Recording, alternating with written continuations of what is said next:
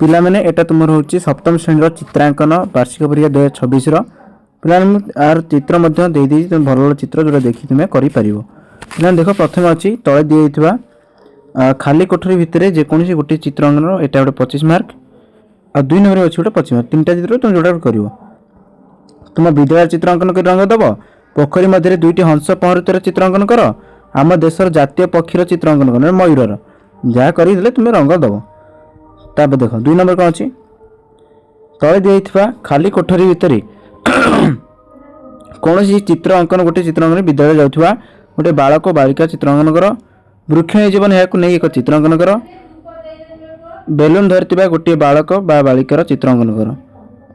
ପିଲାମାନେ ଦେଖ ଏଠି ତାର ଫଟୋ ମୁଁ ଦେଇଦେଇଛି ହଂସଟି ଖେଳୁଛି ଭଲସେ କରିବ ଦେଖିକି ଏଇ ଚିତ୍ର ଏଟା।